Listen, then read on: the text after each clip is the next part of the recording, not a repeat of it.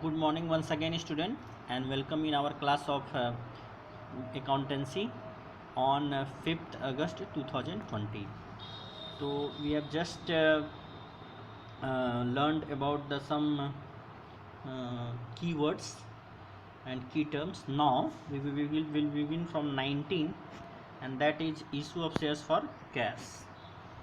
Okay.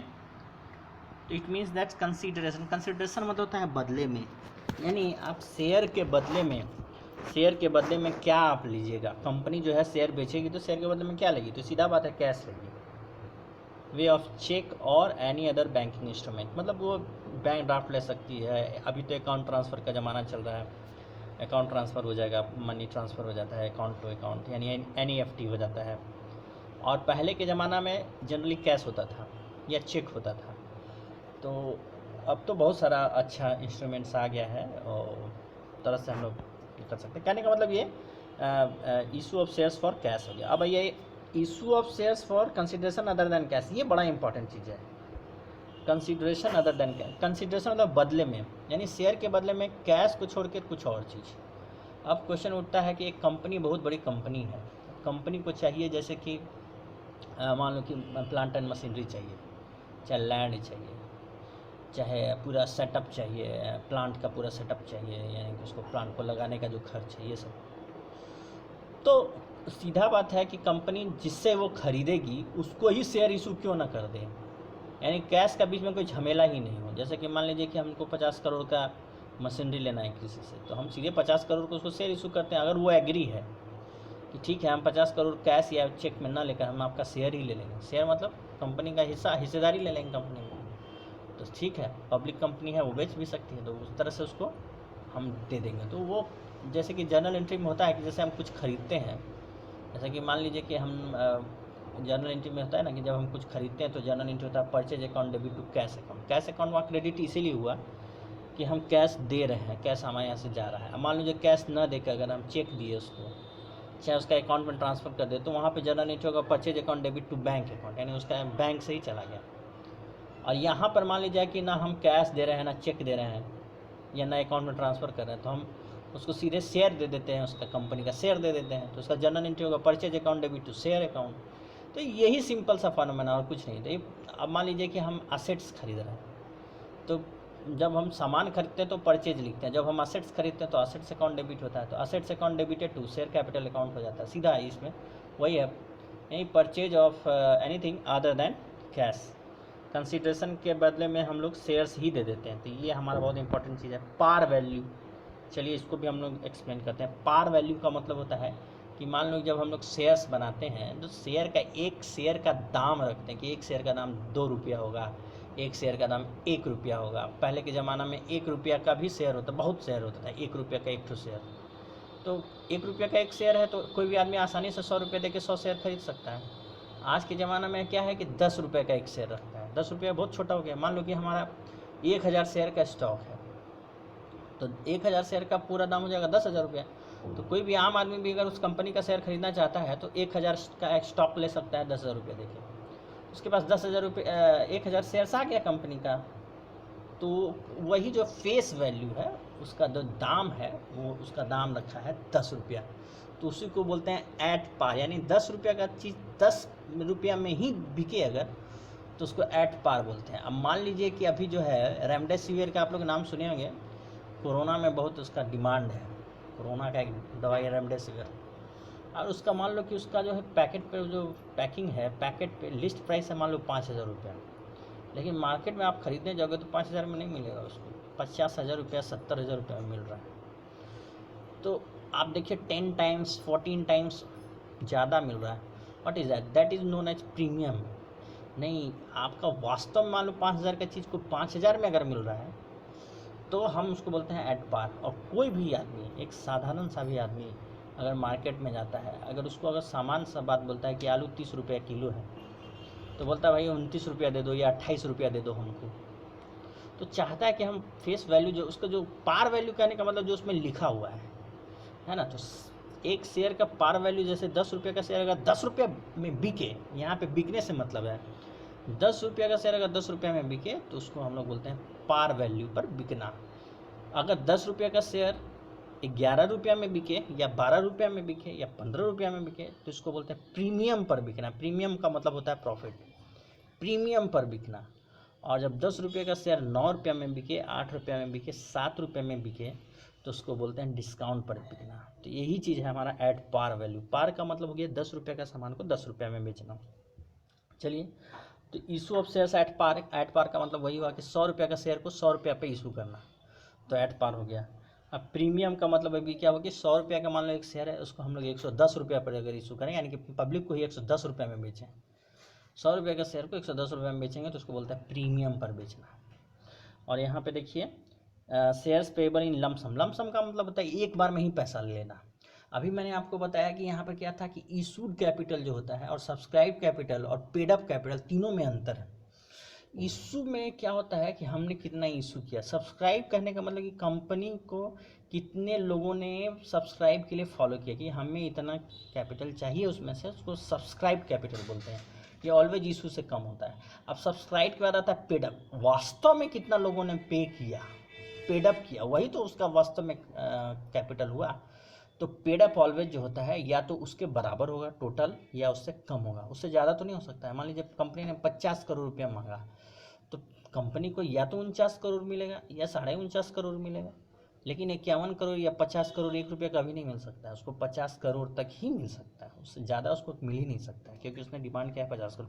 तो इस तरह से यहाँ पे लमसम का मतलब होता है कि एक शेयर को हम लोग अभी हम लोग पढ़ेंगे आगे। शेयर का मान लीजिए एक शेयर का कीमत 10 रुपया है, तो पब्लिक से जो है 10 रुपया एक बार में ही न लेकर उसको हम लोग अलग अलग अलग तोड़ तोड़ के इंस्टॉलमेंट में लेते हैं। जैसे एप्लीकेशन के समय ले लिए उससे कुछ पैसा, फिर अलॉटमेंट के समय ले लिए, फिर फर्स्ट कॉल के समय ले लिए, फिर फाइनल कॉल के समय ले लिए। जनरली 4 स्टेज होता है। जनरली किसी किसी क्वेश्चन में 3 में ही निपटा देता है, किसी किसी क्वेश्चन में 5 निपटाता है। तो 5 वाला तो एकदम रेयरेस्ट ऑफ रेयर है, ये सब क्वेश्चन आया नहीं है आज तक। तो अधिकतर 4 या 3, यानी कि हर शेयर को हम लोग 3 इंस्टॉलमेंट या 4 इंस्टॉलमेंट में लेते हैं। कभी कभी तो बोर्ड एग्जाम में और अच्छा दे देता है, 2 ही इंस्टॉलमेंट लेता है। तो इस तरह से 2 इंस्टॉलमेंट होता है, एक एप्लीकेशन का एक अलॉटमेंट का। तो चलिए हम लोग बढ़ेंगे आगे धीरे धीरे। लमसम का मतलब होता है कि एक ही बार में पेमेंट ले लेना। तो अब आइए शेयर्स पेबल इन इंस्टॉलमेंट्स। अभी इसके बारे में चर्चा हुई कि लमसम न लेकर एक ही बार में पैसा न लेकर, जो ऊपर में लिखा हुआ लमसम में कि एक बार में पैसा ना लेकर इसको हम लोग तोड़ तोड़ के अगर 2 किस्त मिले 3 किस्त मिले तो उसको बोलते हैं इंस्टॉलमेंट। फिर अब आइए अंडर सब्सक्रिप्शन ऑफ शेयर्स। ये तो होता ही है, अगर न्यू कंपनी है तो अंडर सब्सक्रिप्शन होगा, फेमस कंपनी है तो ओवर सब्सक्रिप्शन होगा। अंडर सब्सक्रिप्शन का मतलब कि 50 करोड़ मान लीजिए सब्सक्राइब कैपिटल हुआ, इशू हुआ, मान लो कि 50 करोड़ का इशू किए हम पब्लिक को कि हम पब्लिक के पास 50 करोड़ रुपये के लिए जाना चाहते हैं। पब्लिक कंपनी, हम पब्लिक के सामने हम 50 करोड़ रुपये के लिए हम इशू किए कि भाई हमको 50 करोड़ रुपीज़ हमको चाहिए। अब पब्लिक जो है अप्लाई किया ओनली 45 करोड़ के लिए। तो व्हाट डज इट मीन कि मतलब कि सब्सक्राइब हुआ ही नहीं, पूरा फुल्ली सब्सक्राइब नहीं हुआ। तो ये आपको क्या कहलाएगा, under subscription. This stage is known as under subscription. जबकि मान लीजिए 50 करोड़ के बदले 55 करोड़ के लिए आवेदन आ गया कि भाई हमको 55 करोड़, इसका मतलब कंपनी को समझ में आएगा कि हमारे कंपनी का पब्लिक में अच्छा छवि है, तभी तो लोग कंपनी का लेना चाहते हैं शेयर्स, इसलिए ज़्यादा डिमांड कर रहे हैं। आप इस सारे शेयर्स का जो चीज़ है इसको हम लोग, ये ओवर सब्सक्रिप्शन कहलाता है। जब 50 से ज़्यादा हो जाएगा तो ओवर, यानी 55 के लिए जब आवेदन आएगा तो ओवर सब्सक्राइब हो गया, और जब 50 के बदले 45 करोड़ के लिए आया तो हमें अंडर सब्सक्रिप्शन बोलता है।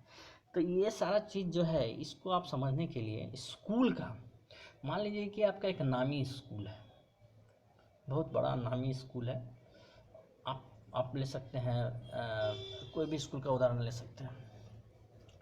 अब उसमें मान लो कि क्लास 1 के लिए वैकेंसी 200 सीट्स है, 200 सीट्स है क्लास 1 के लिए। और वहाँ पे जब बच्चों का आवेदन आता है तो पता चलता है कि 2-2 हज़ार तक आवेदन आ गया, 2000 एप्लीकेशंस आ गया। अब आप बताइए कि 2000 एप्लीकेशन आ गया तो आप किस बेसिस पर एडमिशन दीजिएगा 200 को। तो ये 200 है और 200 में 2000 आ गया तो ओवर सब्सक्राइब हो गया, यानी कि स्कूल बहुत फेमस है। इसका मतलब स्कूल वाला जो सोचेगा कि हाँ स्कूल बहुत फेमस है क्योंकि लोग एडमिशन लेना चाहते हैं तो उसका भाव बढ़ जाएगा। ठीक इसी प्रकार कंपनी का भी होता है। कंपनी ने मान लीजिए 50 करोड़ रुपये इशू किया जनता के लिए और 5000 करोड़ के लिए आवेदन आ गया, जैसे कि एक बार हुआ था रिलायंस का। रिलायंस निप्पन का स्टॉक उसने पब्लिक किया और वो 2300 टाइम्स ओवर सब्सक्राइब हुआ, यानी एक शेयर पे 2300 शेयर का डिमांड आया। तो इस तरह से होता रहता है कंपनी का। तो जैसे कि अभी जो स्कूल का मैंने आपको एग्जांपल दिया कि 10 टाइम्स ही हुआ, कि 200 का आपका जगह था और 2000 के लिए आवेदन आया, 10 टाइम्स ज़्यादा आया, यानी एक सीट पर 10 लोगों ने आवेदन किया। तो वहाँ पर क्या हुआ था, एक शेयर्स पर 2300 लोगों ने अप्लाई किया। सोचिए कितना उसका डिमांड है। तो कंपनी का डिमांड और कहाँ जाएगा कि मार्केट से कितना पैसा ले सकता है शेयर्स के नाम पे। तो ठीक इसी प्रकार ओवर सब्सक्रिप्शन और अंडर सब्सक्रिप्शन। और मान लीजिए किसी स्कूल का है 200, वहाँ पे भी 200 सीट है और 150 लोगों ने ही आवेदन किया, तो इसका मतलब उसको लगेगा कि मार्केट में कोई डिमांड ही नहीं है तभी इस स्कूल का, तो 150 के 150 को मिल जाएगा एडमिशन, क्योंकि वहाँ कोई प्रॉब्लम ही नहीं है। तो अंडर सब्सक्रिप्शन कंपनी के लिए अच्छा स्टेज नहीं है और ओवर सब्सक्रिप्शन कंपनी के लिए बहुत अच्छा माना जाता है। तो जनरली हम लोग जो बोर्ड एग्जाम में जो क्वेश्चन आते हैं उसमें हमेशा ओवर सब्सक्रिप्शन से रिलेटेड क्वेश्चन आते हैं। ओके, आगे बढ़ते हैं हम लोग। अब आइए प्रो रेटा अलॉटमेंट। प्रो रेटा अलॉटमेंट को हम लोग डिस्कस करेंगे कि जैसा अभी मैंने आपको बताया कि जैसे कि अभी मैंने आपको एग्जांपल दिया कि 200 सीट है और 2000 का एप्लीकेशन है, तो आप 10 एप्लीकेशन को मर्ज करके एक एप्लीकेशन नहीं बना सकते कि हम क्या किए 10 को एक ठो बना दिए, नो, इट इम्पॉसिबल। आपको एक ही लड़के को एक सीट देना पड़ेगा, आप 10 लड़कों को एक सीट नहीं दे सकते। लेकिन कंपनी में बड़ा इंटरेस्टिंगली, चूँकि पैसा का मामला है, यहाँ पे हो जाता है। यहाँ पर क्या होता है कि मान लीजिए कि आपने 15 के लिए आवेदन किया, तो कंपनी बोलेगा कि 15 के बजाय आपका इतना जो है 1.5 टाइम्स ओवर सब्सक्राइब हुआ है, तो 15 के बजाय आपको 10 मिलेगा, 10 ही शेयर्स आपको मिल सकता है। वो ऐसा कर सकता है कि एक आदमी ने 15 के लिए आवेदन किया है, 15 शेयर्स के लिए आवेदन किया है, क्योंकि स्कूल और शेयर में फ़र्क होता है। यहाँ पर स्कूल में क्या होता है, एक आदमी एक ही सीट के लिए आवेदन कर सकता है, एक बच्चा एक ही सीट के लिए आवेदन कर सकता है। लेकिन यहाँ पर क्या होता है कि एक आदमी एक शेयर खरीदने के बजाय 1000 शेयर खरीदने के लिए आवेदन कर सकता है। तो इस केस में थोड़ा अंतर हो जाता है। तो वहाँ पे ऐसा हो सकता है कि आपने 1000 के लिए अप्लाई किया लेकिन आपको 1000 ना मिले, हो सकता है कि आपको 1000 के बदले 10 शेयर्स मिले, क्योंकि बहुत ज़्यादा ओवर सब्सक्रिप्शन, तो आप 10 शेयर्स आपको मिल जाएगा। तो उस तरह से यहाँ पे जो एडजस्टमेंट होता है, यानी कि ज़्यादा शेयर्स को कम शेयर्स जो मिलता है, इसी का नाम है प्रोरेटा अलॉटमेंट। तो ये प्रोरेटा को भी हम लोग आगे डिस्कस करेंगे। ये पूरा मैथमेटिकल टर्म जा रहा है, यानी कि शुद्ध मैथमेटिक्स है इसमें। तो अब देखते हैं एक मिनट। हाँ, तो इस तरह से हम लोग और जो है आगे का जो मैं आपको देख रहा हूँ, ये ओवर सब्सक्रिप्शन का प्रोरेटा के बाद जो है calls in arrear, calls in advance, इसको हम लोग लेटर स्टेज में भी जो भी private placement, employ stock option, तो ये सब जो हम लोग आगे हम लोग डिस्कस करेंगे। ये दो चीज़ जो हम लोग प्राइवेट प्लेसमेंट ऑफ शेयर्स और एम्प्लॉय स्टॉक ऑप्शन प्लान, इसको मैं आपको ये आपको एक्सप्लेन कर देता हूँ। आपको देखिए क्या है private placement of shares, it refers to issue and allotment of shares to a selected group of person. मान लीजिए कि देखिए जब कोई न्यू कंपनी होती है और वो शेयर बेचना चाहता है मार्केट में, तो जो उसका जो एजेंट होता है, मार्केट में बहुत सारे एजेंट भी होता है जिसका काम होता है शेयर्स को बिकवाना। तो बोलता है कि ठीक है, हम आपको एक सेलेक्टेड ग्रुप है जो आदमी जो शेयर खरीदना ही केवल चाहता है, उसका धंधा ही वही है कि शेयर खरीदना और शेयर बेचना। तो वो एक ऐसा सिलेक्टेड पर्सन्स का ग्रुप होता है जो कि अच्छे कंपनी चाहती है कि वो मार्केट में जो कंपनी आ रही है उसका शेयर्स वो खरीदे, जिसके कि बिजनेस बहुत अच्छा है और मार्केट में उसका डिमांड बहुत अच्छा है। तो वो शेयर्स जो है वो कुछ सेलेक्टेड पर्सन्स को जो बेचती है, तो उसको हम लोग बोलते हैं private placement of shares, private placement. और employee stock option plan, employee का मतलब होता है कि कंपनी में जो काम करने वाले जो एम्प्लॉय होते हैं वो शेयर होल्डर नहीं होते, वो मेंबर नहीं होते। जब तक वो शेयर खरीदेंगे नहीं तब तक वो मेंबर नहीं कहलाएंगे। एम्प्लॉय क्या करेंगे, कंपनी में काम करेंगे और सैलरी लेंगे, घर जाएंगे। टाटा कंपनी जैसे एक उदाहरण देते हैं, टाटा कंपनी का एम्प्लॉय बहुत सारा है, तो क्या सभी कोई शेयर होल्डर है ना? कोई शेयर होल्डर नहीं है। वो जब शेयर खरीदेगा तब वो शेयर होल्डर होगा। तो वो हो गया एम्प्लॉय स्टॉक जो ऑप्शन प्लान। इसमें क्या होता है कि एम्प्लॉय जो कि कंपनी को बनाने में मदद करता है, कंपनी का डिमांड क्रिएट करने में मदद करता है, तो इन एम्प्लॉय को जो है कंपनी क्या आती है, शेयर्स देती है as a gift, as a bonus, कि चलिए आपको हम शेयर्स दे रहे हैं। तो वहाँ पर जो वो शेयर होता है, वो जो स्टॉक दिया जाता है, उसी को बोलते हैं employ stock option plan. It means the option granted to the employees, director and employees of a company which gives such employee, directors and employees the right to purchase or subscribe for the shares of the company at future date of predetermined price. और ये definitely जो है कम price पर मिल जाता है। मान लीजिए 100 रुपये का शेयर है, मार्केट में वो खरीदने में जाएगा 100 रुपये का शेयर का हो सकता है 110 रुपये डिमांड हो, लेकिन जब कंपनी डायरेक्ट एम्प्लॉय और डायरेक्टर को वो स्टॉक ऑफर करती है, वो शेयर्स ऑफर करती है, तो बोलती है ठीक है हम आपको 90 रुपीज़ में ही दे देंगे। तो इस तरह से ये एम्प्लॉय स्टॉक ऑप्शन प्लान होते हैं। एम्प्लॉय स्टॉक, स्टॉक मतलब शेयर, ऑप्शन मतलब आप खरीदना चाहते हो तो आप खरीद सकते हैं, ऑप्शन, और वही होता है एम्प्लॉय स्टॉक ऑप्शन। यानी जब एम्प्लॉय को ये ऑफ़र दिया जाता है, एम्प्लॉय मतलब डायरेक्टर भी आ गया उसमें, मैनेजर भी आ गया और एम्प्लॉय यानी काम करने वाले लोग भी आ गए, जनरल मजदूर भी आ गए। तो सारे एम्प्लॉय को ये ऑफ़र दिया जाता है कि एक जिस कंपनी में आप काम कर रहे हैं उसका आप स्टॉक खरीदना चाहते हैं, तो वो लोग अगर खरीदना चाहते हैं तो उसको कम कीमत पर, मार्केट प्राइस से ऑलवेज कम कीमत पर उसको ऑफ़र किया जाता है। That is employ stock option plan. तो हम लोगों ने इस आज की क्लास में मोटा मोटी जो है टर्मिनोलॉजी को डिस्कस किया है। तो आप लोग देखिएगा, इसको समझिएगा, और आपको जहाँ समझ में नहीं आएगा वो आप पूछ सकते हैं हमसे। जब तक आप इन सब चीज़ों को समझेंगे नहीं, कंपनी को डायरेक्ट क्वेश्चन बनाने से कोई लाभ नहीं, क्योंकि आपको अंत में ये सब चीज़ समझ में आएगा तभी आपसे क्वेश्चन बनेगा। और जब तक आपको ये सब चीज़ें समझ में नहीं आएगी तब तक आप ना क्वेश्चन को समझ पाएंगे ना आपको सॉल्यूशन का कुछ अंदाजा मिलेगा। तो okay, thank you so much.